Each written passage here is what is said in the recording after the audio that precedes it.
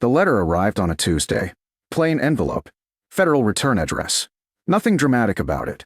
Until Ethan Caldwell opened it at his kitchen table and saw the number. $72,000. He read it twice. Then a third time. Violation notice. Unauthorized drainage activity. Protected wetland disturbance. Civil penalties subject to further action. Ethan set the paper down slowly. Outside the window, the same field in question sat quiet under a pale Iowa morning. Flat ground. Dark soil. Drainage ditch running clean along the edge where it had run for longer than he'd been alive. Wetland. That word didn't fit what he was looking at. Mark arrived an hour later after Ethan called him. Mark read the letter, whistled low, then read it again. 72,000. Ethan nodded once. They serious? Looks serious. Mark looked out the window toward the field. That patch has been farmed forever. Exactly. The issue had started 3 weeks earlier.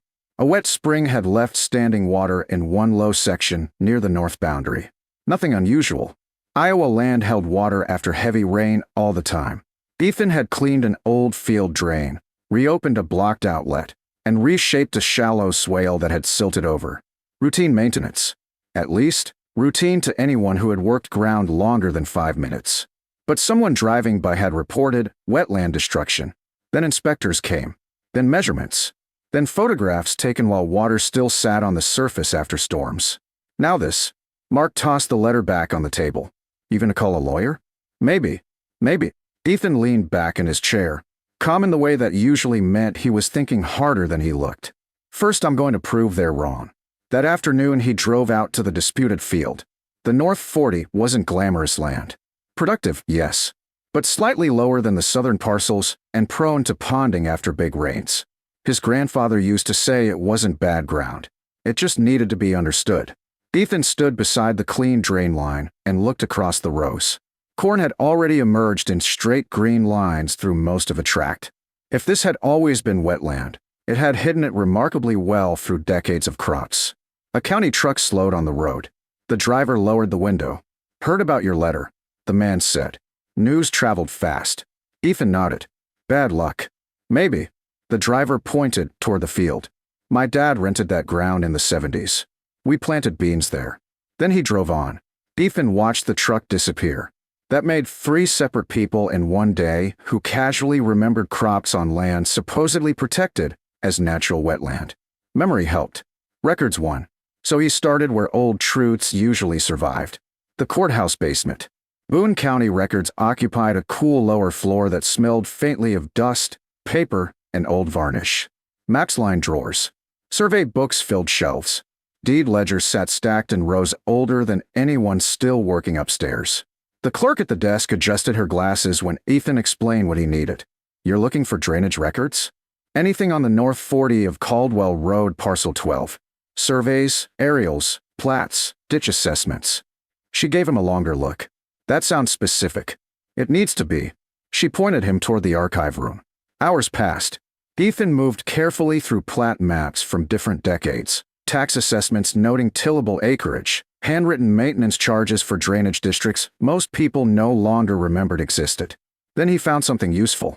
A 1974 assessment sheet listing the parcel with 38 tillable acres and 2 acres non-productive edge ground. Not wetland preserve. Not marsh. Tillable. He copied it. Good. Not enough. He kept digging. By closing time, he had a stack of records and dirt on his sleeves. Mark met him outside. Find anything? Pieces. You look happy about that. I'd be happier with proof. The next morning, Ethan visited his father. Daniel Caldwell had retired from active farming, but not from memory. He still kept coffee strong, tools organized, and opinions direct. He listened quietly while Ethan explained the find. Then Daniel laughed once. Not because it was funny, because it was absurd. They calling the North 40 a wetland. Apparently. Daniel shook his head. I helped your grandfather tile that side in 1983. Ethan looked up sharply. Tile. Clay first. Later replaced sections with plastic. Do you have records? Daniel thought for a moment. Maybe not records. But your grandfather kept everything. That was promising. If everything meant what it usually did, it meant boxes. Many boxes. The Caldwell machine shed loft held 40 years of saved manuals, seed invoices, receipts, tax folders, and unlabeled cardboard containers no one had touched in years. Dust floated in shafts of afternoon sunlight as Ethan climbed the ladder. Daniel followed slower. "Somewhere up here is either the answer," he said, "or proof we should have thrown things out sooner." They searched for 2 hours. Receipts, old insurance forms, a broken radio, free coffee cans full of bolts no bolt would ever match again. Then Ethan found a metal tube tucked behind a rafter beam. Survey storage. He slid the cap off, rolled papers inside. Carefully, he carried them downstairs and spread them across a workbench. Most were farm layout sketches. One was a seed dealer map. Then the third sheet opened wider than the others, crisp despite age. Stamped in the corner. 1961 Boundary and Agricultural Use Survey. Ethan's eyes narrowed. He flattened the page. Lines marked field boundaries, drainage channels, fence rows, acreage notes, and across the exact disputed section, handwritten in neat block letters. Cultivated row crop ground. Mark, who had just walked in through the side door, stopped mid-step. "What's that?" Ethan didn't answer immediately. He was reading every inch.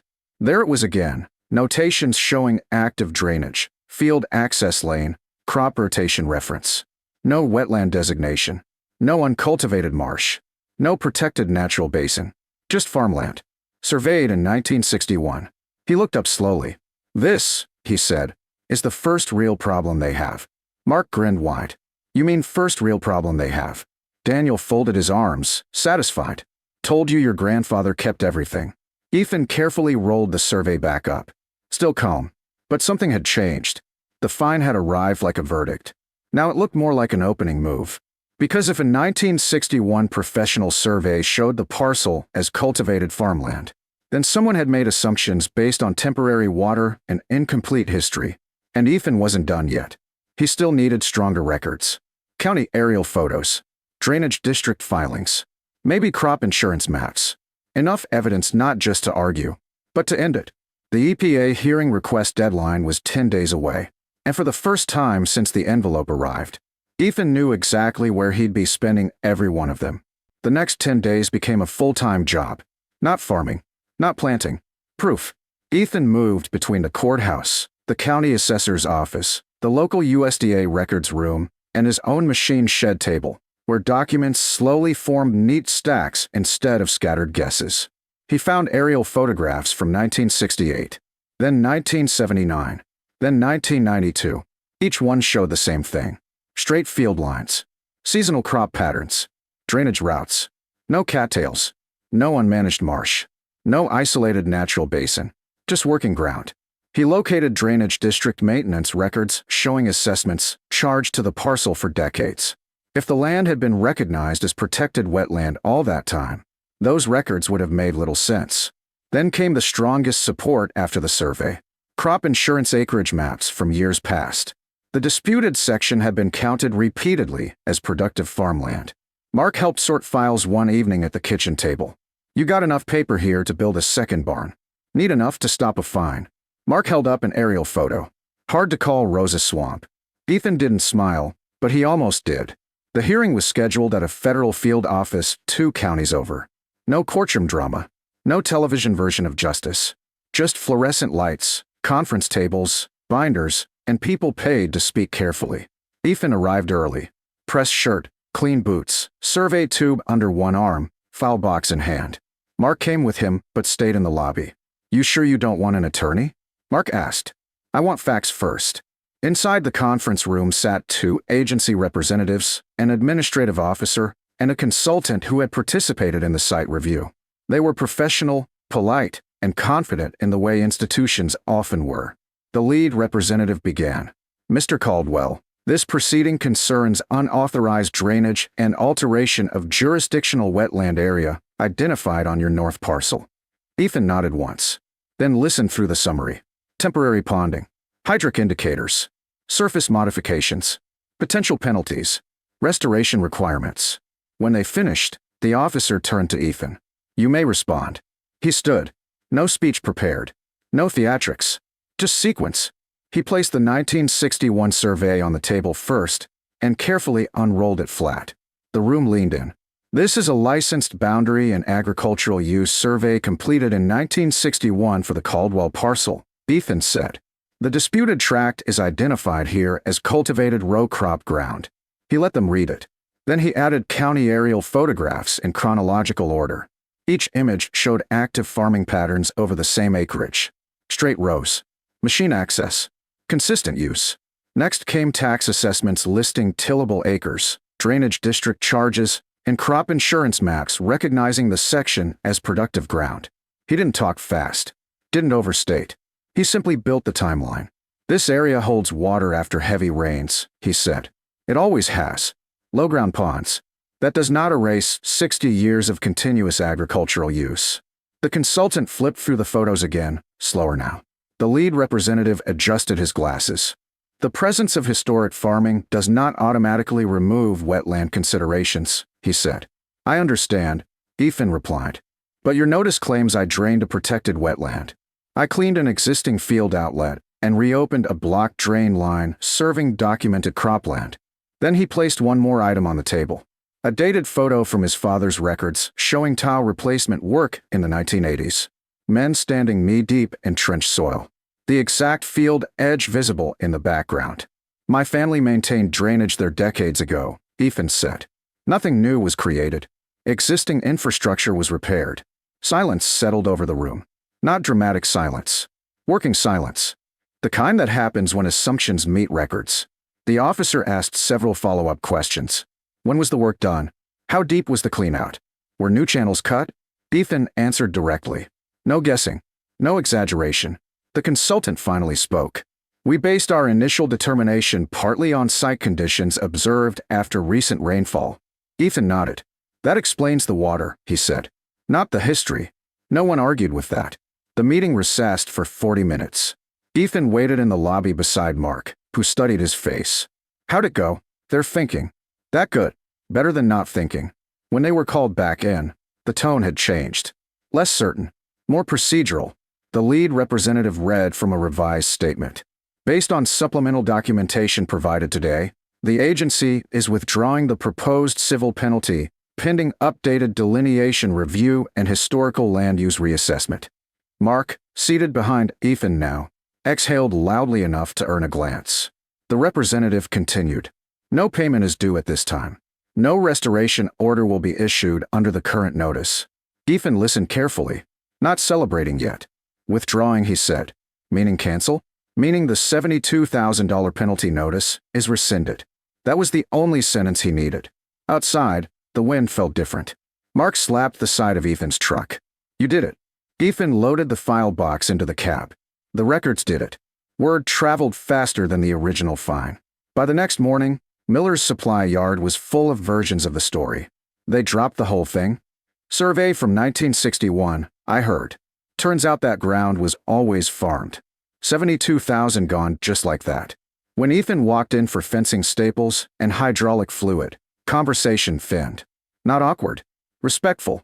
The same men who had shaken their heads when the letter arrived now moved aside to let him through. One older farmer cleared his throat. Heard you handled yourself well. Ethan set items on the counter. Heard a lot of things this week. A few chuckles followed. Different kind this time. No one mocked. No one pitted. They asked questions. Where'd you find the survey? How far back were the photos? Think folks should keep old records? That, Ethan said, paying the clerk, would be smart. Back on the North 40, the corn kept growing. Rose clean and green under July sun.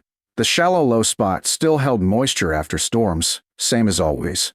Then it dried, same as always. Nothing magical had happened. No hidden swamp had vanished. No miracle had saved him. Just history, preserved by people who saved papers others would have thrown away.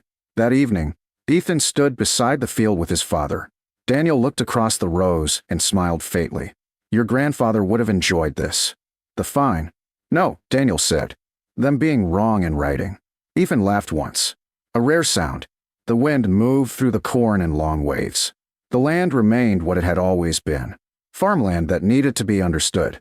And when a $72,000 mistake tried to rewrite its history, a rolled survey from 1961 told the truth instead.